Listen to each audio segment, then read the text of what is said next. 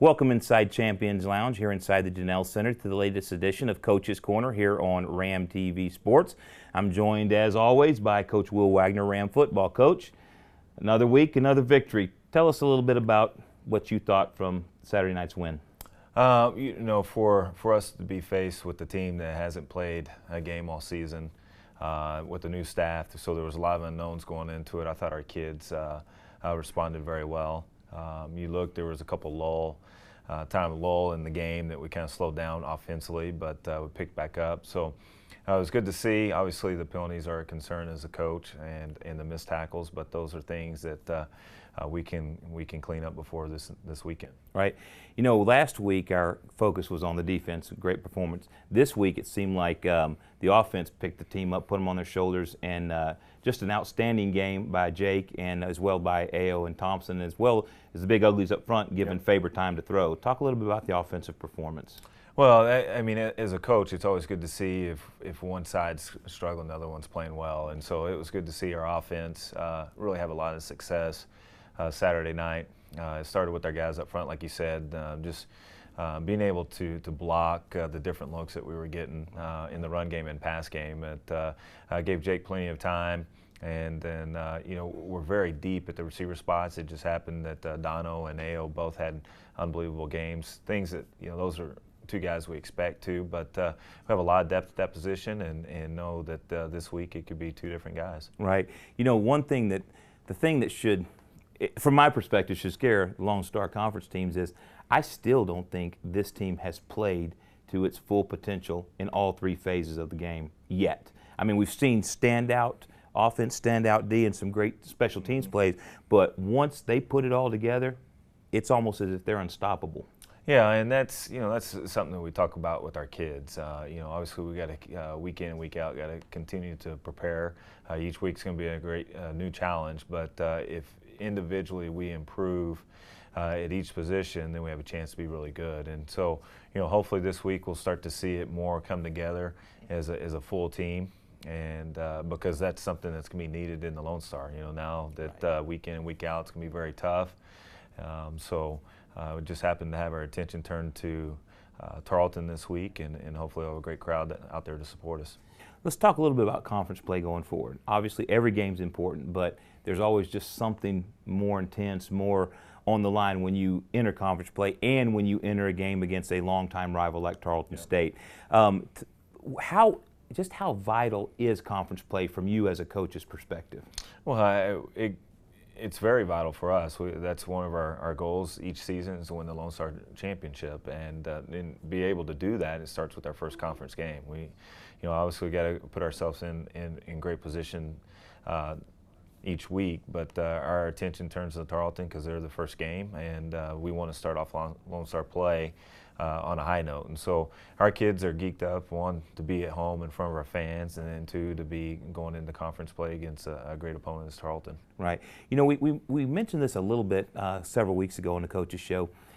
Are there any drawbacks to playing this many home games as opposed to, kind of a balance between home and away? Like last year we only had 4 home games. This year we've got 7. Is there any advantages, disadvantages to that? Well, we as coaches always think that it's better to play at home. Our kids are in their beds or in familiar territory each week, and so we're in a great routine right now, and hopefully that doesn't change. But I think the comfortability of being at home in front of our fans and doing everything in a routine will help us. But it doesn't matter for our kids. They're ready to play each week, and whether we're at home or away. You heard it here from the man himself. Come on out Saturday. The Ram football team opens up conference play against Tarleton State. You don't want to miss it. Come on back after the break and visit with us as we sit down with Coach Chuck Waddington of Bell Volleyball. Hi, I'm Cassie Moosberger with the Angelo State soccer team. We have our home opener this Sunday, September 17th at 12 p.m. against Southwestern Oklahoma State at the ASU soccer field. Come out and sit in our new shaded stands and raise your voice for Bell Soccer. Welcome back to Coach's Corner here on Ram TV Suddenlink Channel 6. We're joined now by Coach Chuck Waddington of Bell Volleyball. Coach, a successful road trip, in my opinion. You won 3 of 4. You lost 1 to the #1 team in the nation, but you battled them, you stayed close with them. Give us your thoughts on this weekend's tournament. Well, it was actually a little longer than 3 or 4. We won 4 or 5 because we. That's right. I forgot about that. That's right. We stopped at Adams State on the way up, where they tell you that you're at 7,540 feet in their gym. You know, they make sure you know that. But it says rare air in there. But yeah, I agree. I think it was a pretty good trip for us. You know, with our only loss coming to the top team in the country. We played pretty well against them too. But I would give it all back for that win. You know, we were close and a swing away from going to set 5, and but you know, our team played at a pretty high level for the most part, and I'm pretty pleased with that. Yeah. So talk a little about who were some of the ones that, I know we see it on the stat sheet, but for those that weren't there, who were some of the ones that stood out this weekend? Well, Brisa Tello and Sandera Chin were both all-tournament team there at the premiere, which is great. You know, Anna Grant played well. Meg Parker, our setter, one of our setters, she played pretty well. Mickey Cifuentes dug a ton of balls for us. Morgan Seaton blocked 1,000,000 balls for us this weekend. She's really playing at a high level for us. I mean, our whole team did their job, you know. I mean, so there isn't really one person. There was a bunch of them, and you know, honestly, our bench did a great job too. You know, it's hard sometimes. We've got a lot of talent on our bench, and I know they want to play, but they're really being selfless right now and really putting team first. And I certainly appreciate that because they're great on the bench. You know, we have to create our own energy when there's no fans there, and they did a really good job of it.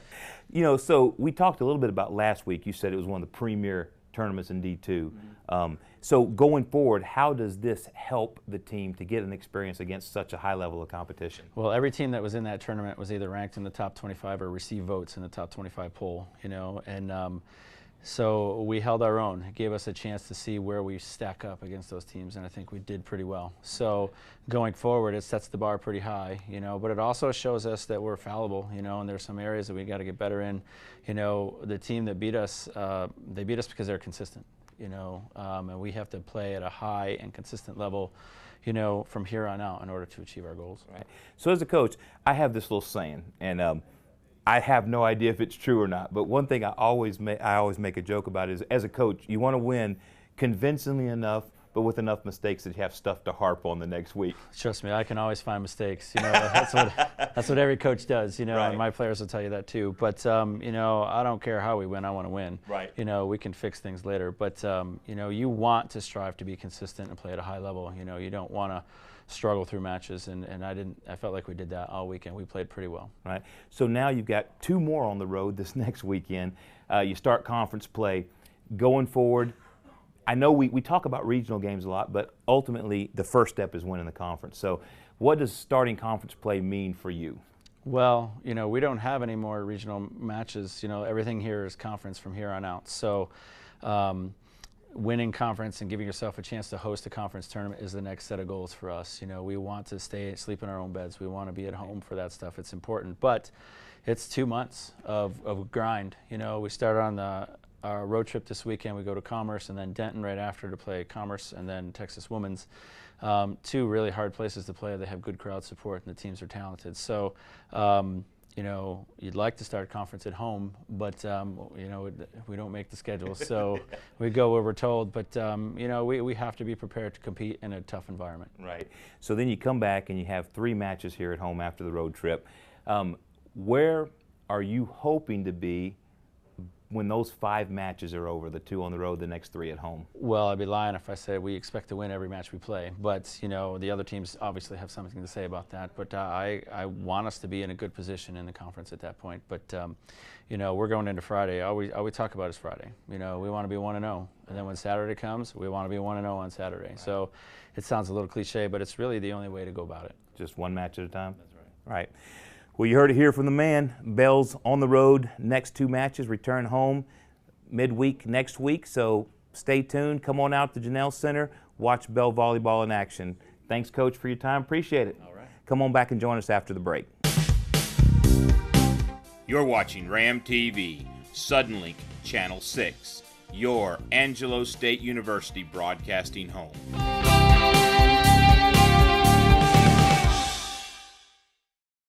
Welcome back to Coach's Corner here on RAM TV, Suddenlink Channel 6. I'm Russ Howard, and I'm joined now by Coach Travis McCorkle of Bell Soccer.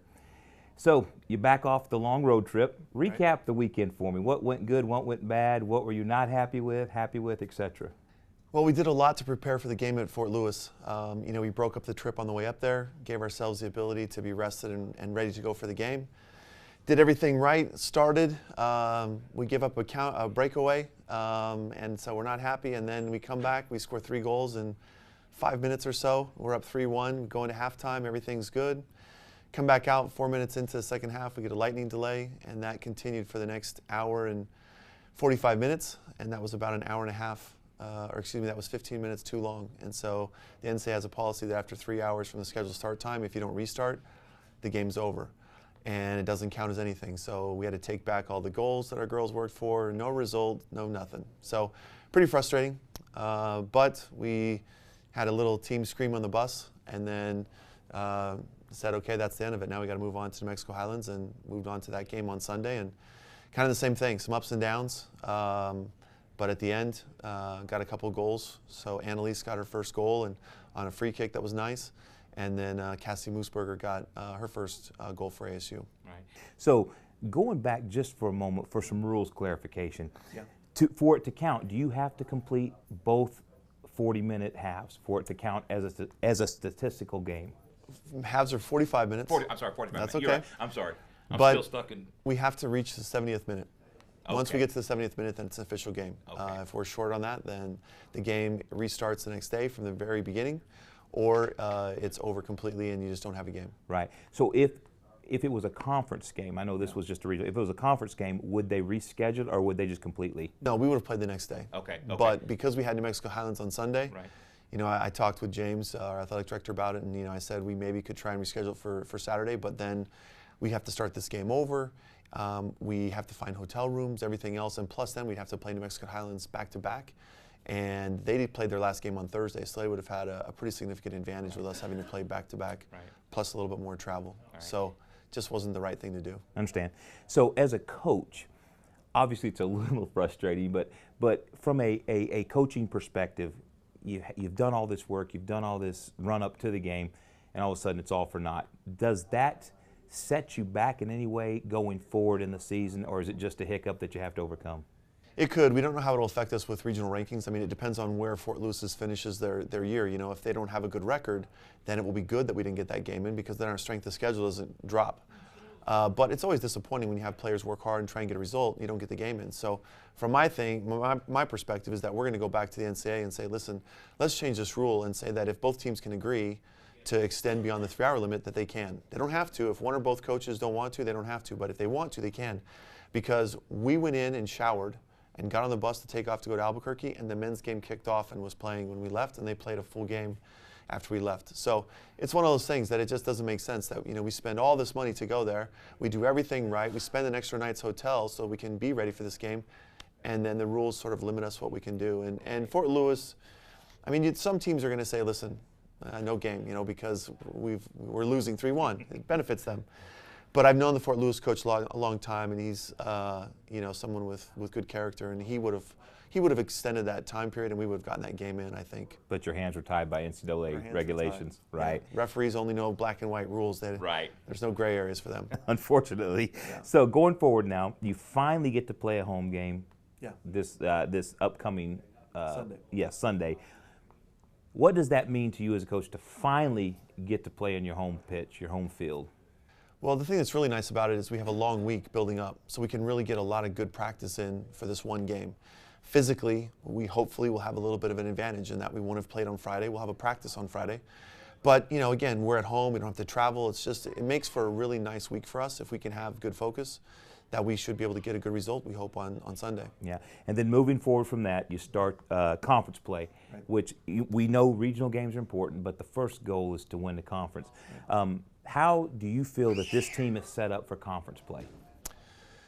Man, I mean, it's hard to say. We always tell the girls you can't look at other results and see common opponents and say, well, they won, so we should win. We beat that team, so we should beat them, or we lost. You really can't do that, and especially with us having a pretty significant number of new players on the team, new starters, new girls getting a lot of minutes. I mean, I think until we get into them, we really can't measure ourselves and what we can expect, because you never know how injuries can change your roster, and for our team or for the other team. So for us, it's just about trying to get to be the best prepared that we can be for the opener against UTBB in conference. Right. Now, if you didn't understand this earlier, next Sunday, home match, first home match for Bell Soccer. You want to come out, you want to watch it. Brand new stands, brand new covered stands. Yep. And for the broadcast crew, brand new covered broadcast area. Again, I said before, but thank you very much for that. Very kind of you. So, Coach, we're looking forward to finally seeing Bell Soccer, 2017 Bell Soccer here at home. So good luck in that game. Us too. Thank you very much. Appreciate it.